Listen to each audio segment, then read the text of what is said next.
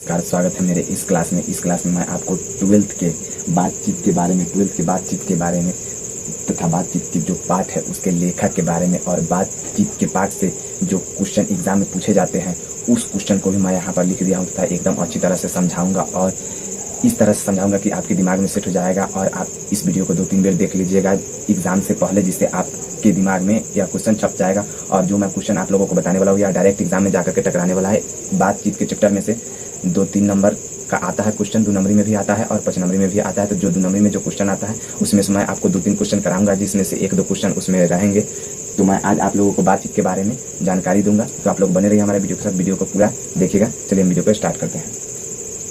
आपको पता होना चाहिए सबसे पहले जो चैप्टर है बातचीत के जो लेखक है इनका नाम है बालकृष्ण भट्ट। बातचीत के लेखक है बालकृष्ण भट्ट। अब सबसे पहले आपको पता होना चाहिए जब आप किसी चीज़ की शुरुआत करते हैं तो आपको उसके जन्म मरण ये सभी पढ़ना होता है। अब देखिए ये हमेशा याद रखिएगा, इनका जो जन्म है बालकृष्ण भट्ट जी का जो जन्म हुआ था 23 जून 1844 ईस्वी में हुआ था।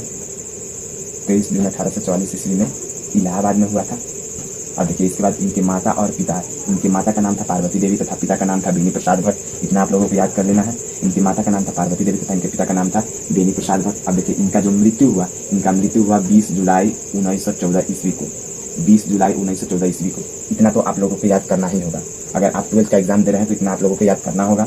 अब इसके बाद क्या कीजिएगा, इसके बाद मैं आप लोगों को बताता हूँ कि बालकृष्ण भट्ट थे वो कैसे कवि थे। बालकृष्ण भट्ट जो थे ना, बालकृष्ण भट्ट, उन्होंने अपना पूरा जीवन लेखक में ही बिता दिया।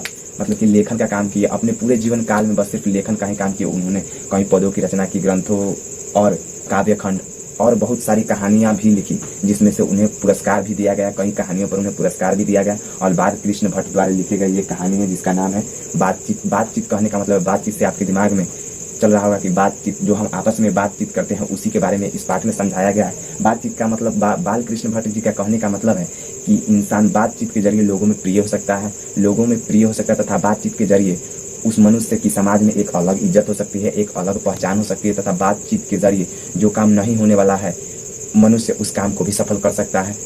बालकृष्ण भट्ट बातचीत के जरिए समझाना चाहते हैं कि समाज में किस तरह से जीवन यापन किया जाता है तथा किस तरह से समाज में लोगों को रहना चाहिए। बातचीत से हमें बहुत सारी सीखने को मिलती है तथा देखने को मिलती है। तो आइए मैं डायरेक्ट पॉइंट पर आता हूँ, क्वेश्चन पर आता हूँ। बालकृष्ण भट्ट यानी मैंने जैसा कि कहा था बालकृष्ण भट्ट जो पाठ है, बालकृष्ण भट्ट जी द्वारा लिखे गए जो पाठ है बातचीत, इसमें से आपको एक क्वेश्चन ये जो आर्ट ऑफ कन्वर्सेशन है ये 2023 में भी था, 2024 में भी आने वाला है और 2024 में था। और जो 2025 का एग्जाम आने वाला है 2025 में भी रहेगा, 2024 में था और 2025 आने वाला 2025 में भी रहेगा आर्ट ऑफ कन्वर्सेशन। तथा ये भी क्वेश्चन रहेगा अगर हमें वाक्य शक्ति न होता तो क्या होता, हम मनुष्य के पास वाक्य शक्ति ना होता तब क्या होता। सबसे पहले आइए हम समझ लेते हैं आर्ट ऑफ कन्वर्सेशन क्या है। देखिए आप क्या कीजिएगा, मैं क्वेश्चन को लिखा दिया हूँ और इसको मैं 1-2 बार रिपीट करा देता हूँ। इसके बाद आप इस क्वेश्चन को क्या कीजिए अपने मन से तैयार कीजिएगा, क्योंकि मैं जैसे लिखाऊंगा वैसा तो सेम टू सेम आप लोगों को याद नहीं होगा। तो सिर्फ 1-2 बार देख लीजिएगा और अपने मन से क्वेश्चन बनाने का तरीका सीखिए, क्योंकि एग्जाम में आपको ये जरूरी नहीं है कि जो आपको याद है वही आप लिख करके आइए। नहीं, ऐसा नहीं होता है। एग्जाम में आपको जो याद है वो आप लिख सकते हैं, जितना आपको याद है उतना आप एग्जाम में लिख सकते हैं। ऐसा नहीं है कि आप कुछ लिख लीजिएगा तो वो नंबर का, ऐसा नहीं है कि आप अपने मन से कुछ और लिखते, अपने मन से कुछ और लिख। जैसे यहाँ पर देखिए आर्ट ऑफ कन्वर्सेशन, तो आर्ट ऑफ कन्वर्सेशन से हम लोगों को समझना है कि बातचीत के बारे में बात कर रहा है तो आपको बातचीत से ही संबंधित उसमें बहुत अच्छी लाइन लिख लीजिएगा, जिससे एग्जामिनर जो कॉपी चेक करता है उसका भी दिल खुश हो जाएगा। जब वो खुश होगा तो आपको नंबर एकदम भरपूर देगा।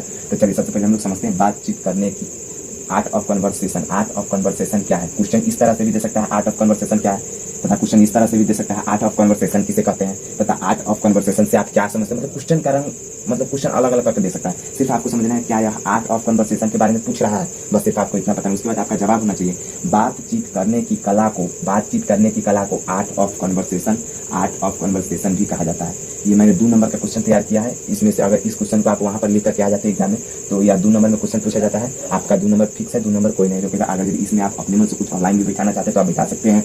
बातचीत करने की कला को आर्ट ऑफ कन्वर्सेशन भी कहा जाता है। तथा बातचीत के जरिए मनुष्य लोगों में प्रिय हो सकता है तथा उसका एक अलग पहचान हो सकता है। आप अपने मन से कुछ और भी लिख सकते हैं इसी आर्ट ऑफ कन्वर्सेशन से संबंधित। अब देखिए दूसरा क्वेश्चन देखिए, तो दूसरा क्वेश्चन में अगर हमें वाक्य शक्ति न होता तो क्या होता। तो इस क्वेश्चन को घुमा फिरा करके भी पूछ सकता है। अगर हमें वाक्य शक्ति न होता तो हम मनुष्य का जीवन कैसा होता, तथा आप वाक्य शक्ति से क्या समझते हैं, वाक्य शक्ति क्या होता है। मतलब क्वेश्चन किसी तरह घुमा फिरा करके पूछ सकता है। आपको सिर्फ इतना ध्यान रखना है कि यह वाक्य शक्ति के बारे में पूछ रहा है। वाक्य शक्ति का मतलब होता है बोलने की क्षमता को वाक्य शक्ति कहा जाता है। आप लोग इसमें कंफ्यूज नहीं होगा। वाक्य शक्ति का मतलब होता है बोलने की क्षमता को वाक्य शक्ति कहा जाता है। चलिए देखिए, अगर हमें वाक्य शक्ति न होता तो क्या होता। चलिए क्वेश्चन की ओर देख लेते हैं। हम मनुष्यों का समाज गूंगा होता। बात एकदम सही है। अगर हम मनुष्यों के पास वाक्य शक्ति ना होता तो हम लोग क्या गूंगा होते, इशारे से बात करते, बोलते नहीं, इशारे से बात करते हैं। देखिए, हम मनुष्य का समाज कैसा होता है, गूंगा होता है। कैसा होता है, गूंगा होता है। और हम पशु के समान जीते। इसके कहने का मतलब, क्वेश्चन के कहने का मतलब है कि हमारा समाज जो है ना वह गूंगा होता है। और जिस तरह भैंस, गाय ये सब जीता है तो हम लोगों का जीवन भी कैसा होता है, एकदम पशु के समान जीते, पशु के समान हो जाता है। पशु के समान यानी पशु के समान जीते। अब देखिए, वाक्य शक्ति से मनुष्य लोकप्रिय भी हो सकता है। इसके कहने का मतलब है कि जब वाक्य शक्ति यानी बातचीत के जरिए मनुष्य क्या है, लोगों में एक अपना अलग पहचान बना सकता है, लोगों में प्रिय हो सकता है, तथा जो काम नहीं होने वाला है वह भी काम अपना कर सकता है। तथा बातचीत के जरिए लोगों में एक अपना ऊंचा स्थान होता है तथा ऊंचा स्थान आप प्राप्त कर सकते हैं। बातचीत में जो ये 2 क्वेश्चन है, ये डायरेक्ट आपको एग्जाम में आएंगे, इसमें पूछने की कोई सवाल नहीं है। यह डायरेक्ट आपके एग्जाम में आएगा, सो आप लोग इसको देख लीजिएगा। और मैं इसका 3-4 क्वेश्चन और लिखा दूंगा जो 5 नंबर का आता है और कुछ क्वेश्चन 7 नंबर का आता है। हालांकि 2024 में जो एग्जाम पूछा गया था, एग्जाम में जो क्वेश्चन आया था उसमें इसका ना ही मृत्यु का चर्चा है, इसका मृत्यु का भी चर्चा नहीं है, और ना ही इसके जन्म का चर्चा किया गया है। सो आप लोग इस क्वेश्चन पर फोकस कीजिएगा और मैं उम्मीद करता हूँ इसका जन्म भी याद कर लीजिएगा, माता पिता का भी नाम याद कर लीजिएगा और इनकी मृत्यु का, क्योंकि ये 3 चीज़ आपको पता होनी चाहिए। 3 चीज़ आपको पता होना चाहिए। ये क्या है, 3 चीज़ ऑब्जेक्टिव में आता है। तो मैं आप लोगों को इसलिए ये याद करवा रहा हूँ ताकि ऑब्जेक्टिव में आपको एक क्वेश्चन 1 नंबर का आता है तो आप 1 नंबर मिस ना करें। अगर आप एक नंबर ऐसा ही मिस कर देंगे तो आपका बहुत सारा नंबर छूट जाएगा। इसलिए मैं 1 नंबर को भी आपको याद करा देता हूँ। सीधे 1 नंबर में आएगा, बाल कृष्ण वर्मा जी का जन्म कब हुआ था, तो आपको 4 ऑप्शन दिए रहेंगे। कोई रहेगा 23 जून 1844 ईस्वी, कोई रहेगा 23 जून कुछ। तो आपको सिर्फ यहाँ पर देख लीजिए, यहाँ पर आपको याद कर लीजिएगा 23 जून 1844 ईस्वी। और उनका जन्म कहाँ हुआ था ये भी पूछता है, तो इलाहाबाद में। तो चलिए फिर मिलते हैं अगले वीडियो में इसी टॉपिक पर 3-4 क्वेश्चन के साथ। अगर आप 12th में 2025 में 12th की तैयारी कर रहे हैं तो आप लोगों के लिए यह क्लास बहुत अच्छा होगा और एग्ज़ाम आपका बहुत अच्छे से जाएगा। तो चलिए फिर मिलते हैं अगले वीडियो में। तब तक के लिए थैंक यू, बाय।